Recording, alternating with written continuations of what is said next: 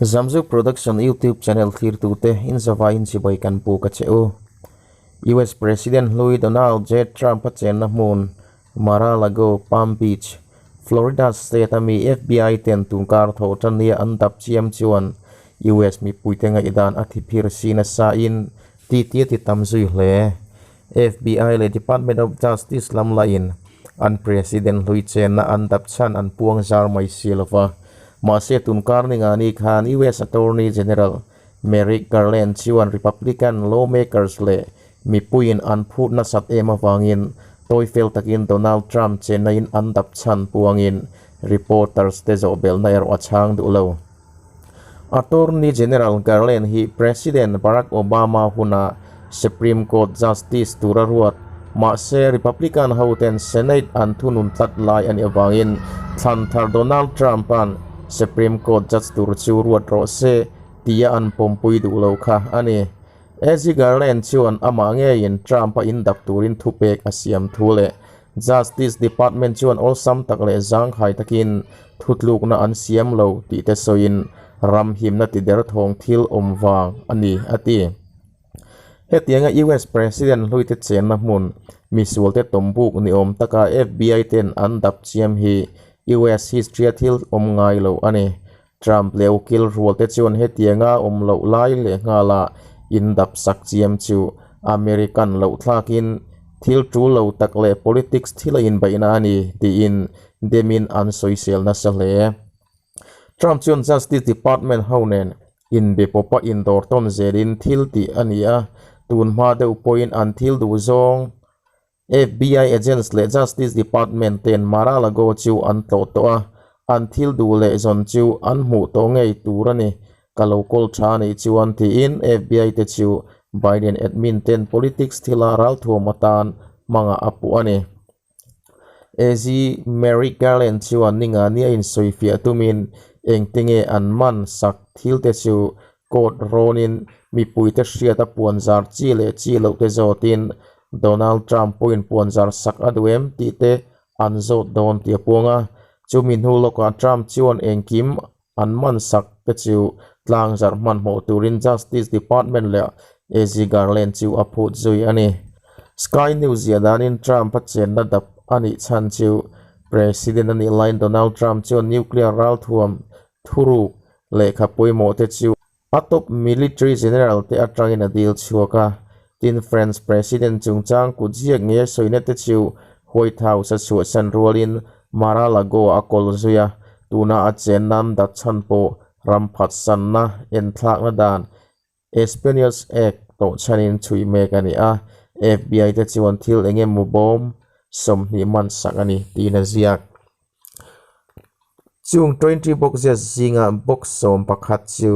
US sarkar thu poimo tak tak omna puanzar chi lo omna ani a pakhat phei chu classified sang omna TS SCI documents te in chin chi anin an soya French President chungchanga kutta ziak le thalak tel then khat le alam tang trin Roger Stone criminal case sanga manturati presidential executive poweranga ngaidam na ziak na te manziak atel ti ani BBC News 1 20 boxes zinga man box pali chu top secret file le box pathum zinga secret document le box pathum chu confidential materials anni ate US and NATO an tho puiram Germany le France ram 4210 telephone aram dang 4210 biak na te po an lo ngai tharu photo puin German Chancellor Angela Merkel le French President Hollande hunlain anin karbo ruak achiat pa trep chin ani kha President Louis Trump chuan social media truth social platform ama siam ngeya zuitu makdoi thum point pariat anaya chutan chuan FBI le Justice Department ten anman sakthil te chu anvai in declassified ya soin achen na in dable hualwak chu thil tu lo top khokani anduni phochuan all these classified thil te chu an kota pikir le evek theirengan ni ati Trump hian chung sarkar le khapoi mo te chu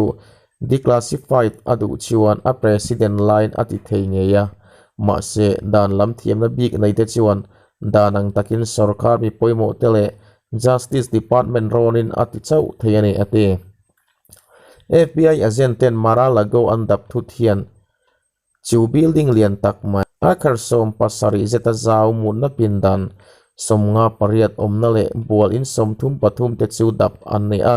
hetianga Biden admin che na chan chu White House lu turin President Trump ti na chu le tura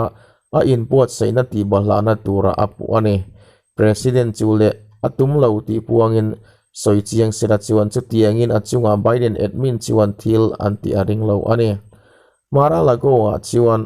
45 office ti omin chu storeroom chu ama Trump chu US President somli pangana ani na chin chiana ani an mi khualte mo phal nei lo te lu mai phal ani lo FBI le Justice Department te chuan Trump a chen na in dap tura thupek dan le an thilman reng chin chia thlip thlep a ziak te chu puang chianga tlang zarna nei turin a phut ani chunga chuan January ni somni sang ni som pasari le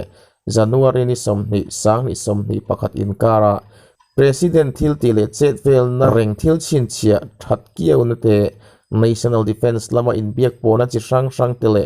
presidential record te mo eng documents po a huam vek ani President Louis Trump chuan a thil kol that te reng chu thil tangkai lu tuk ta lo US thuruk anga von ngai ta lo thil ani ti in thil dik lo engma ati lo nin ain soi Espionage Act danin dan phal lo anga thuruk in hlan chon le in shil na thil khap na le National Security Information atan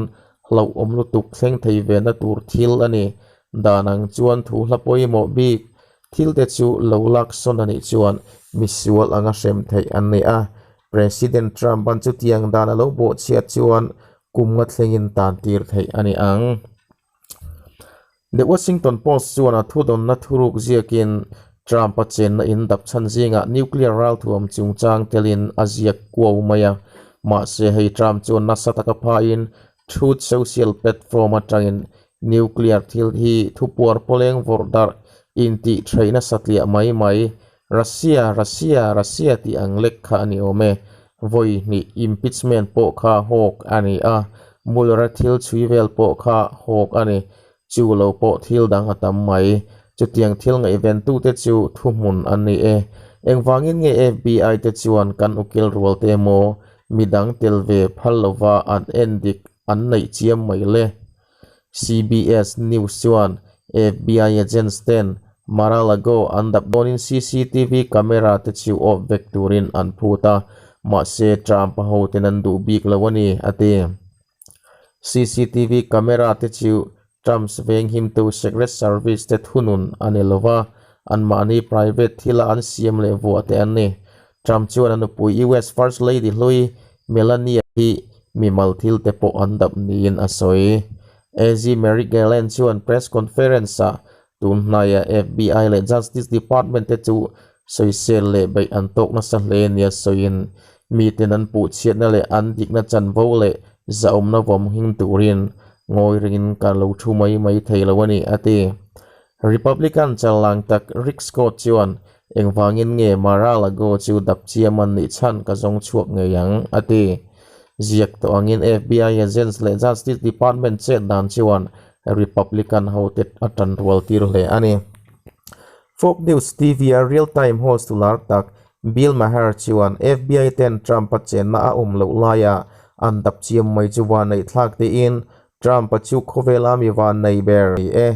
White House alo kir le atum lai tak ani ati ti American mi puitena ma le leina tu te khong ina neya vote turang devin asoi ve bawk Fox News ya danin President George W. Bush le Barack Obama hunlaya National Security Agency le CIA Director Louis General Michael Hayden chuan Donald Trump chuan nuclear ral thuam thila ti sual anei chuan dananga sem ngei tura angaya Michael Hayden hi US military 4-star General Louis ane Michael Beslos chuan Twitter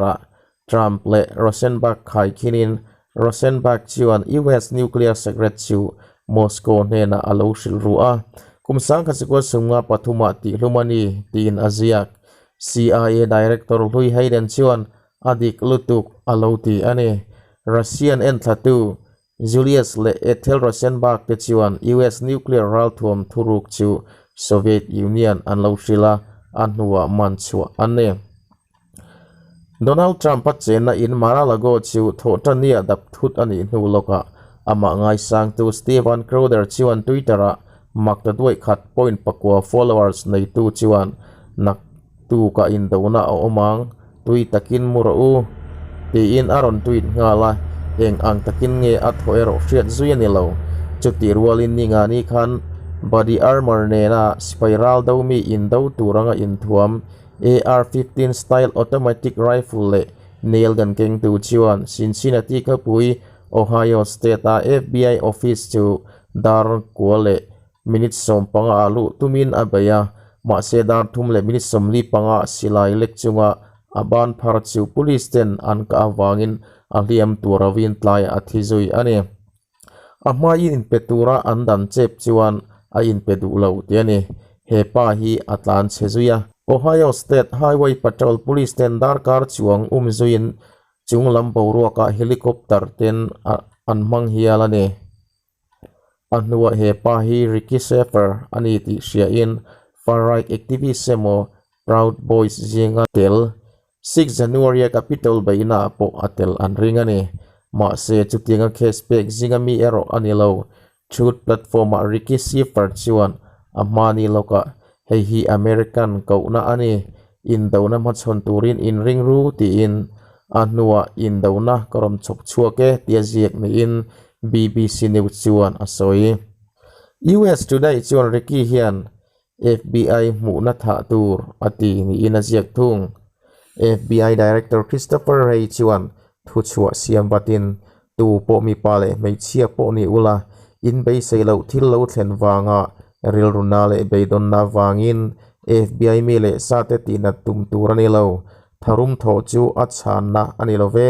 FBI chon thei to pin American mi pui ven himna turin le himna turin an thok rengani ti in